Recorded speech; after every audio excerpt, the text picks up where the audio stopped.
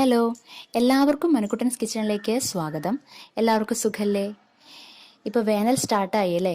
അപ്പോൾ നമുക്ക് തണ്ണിമത്തൻ കൊണ്ട് നല്ലൊരു ജ്യൂസ് ഉണ്ടാക്കിയാലോ? അതും ഒരു സ്പെഷ്യൽ ജ്യൂസ്, നല്ലൊരു സ്പെഷ്യൽ തണ്ണിമത്തൻ ജ്യൂസ്. അപ്പോൾ ഞാനൊരു 2 ഗ്ലാസ് തണ്ണിമത്തൻ ജ്യൂസിന് വേണ്ടുന്ന തണ്ണിമത്തനാണ് എടുത്തിരിക്കുന്നത്. കണ്ടുല്ലോ അല്ലേ? അപ്പോൾ ഇത് ഉപയോഗിച്ചിട്ട് നമുക്ക് 2 ഗ്ലാസ് ജ്യൂസ് ഉണ്ടാക്കാം.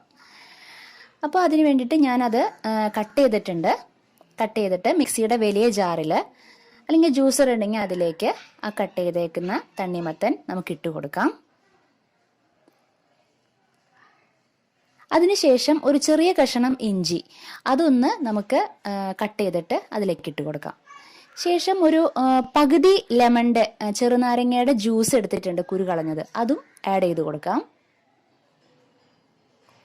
അതിനുശേഷം ഒന്ന് ടേസ്റ്റ് ബാലൻസ് ചെയ്യാൻ വേണ്ടിയിട്ട് കുറച്ച് ഉപ്പ്, ഒരു 2-3 നുള്ള് ഉപ്പ് ഇട്ട് കൊടുക്കാം. അതിനുശേഷം നമ്മുടെ മധുരത്തിനനുസരിച്ചിട്ട്, നമ്മുടെ ടേസ്റ്റ് അനുസരിച്ചിട്ട് പഞ്ചസാര അതിട്ട് കൊടുക്കാം. ഇനി നമുക്കിതൊന്ന് വെള്ളം ഒഴിക്കാണ്ട് നന്നായിട്ട് അടിച്ചെടുത്തിട്ട് വരാം. അടിച്ചെടുത്തിട്ടുണ്ട്, വെള്ളം ഒഴിച്ചിട്ടില്ല കേട്ടോ, നന്നായിട്ട് അടിച്ചെടുത്തിട്ടുണ്ട്. ഇനി നമുക്ക് നിങ്ങൾക്ക് ഇഷ്ടമുള്ള രീതിയിൽ കോൾഡ് വാട്ടറോ അല്ലെങ്കിൽ നോർമൽ ആയിട്ടുള്ള വാട്ടറോ പ്ലെയിൻ വാട്ടറോ നമുക്ക് ഒഴിച്ചു കൊടുക്കാം. ഇനി ഒരു ഫിൽറ്ററിൽ നമുക്ക് അരിച്ചെടുക്കാം.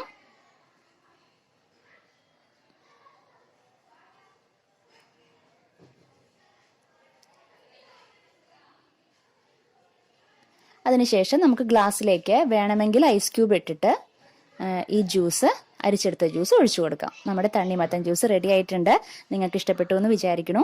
അപ്പോൾ നമുക്കിനി അടുത്ത എപ്പിസോഡിൽ വീണ്ടും കണ്ടുമുട്ടാം. Okay, bye, thank U.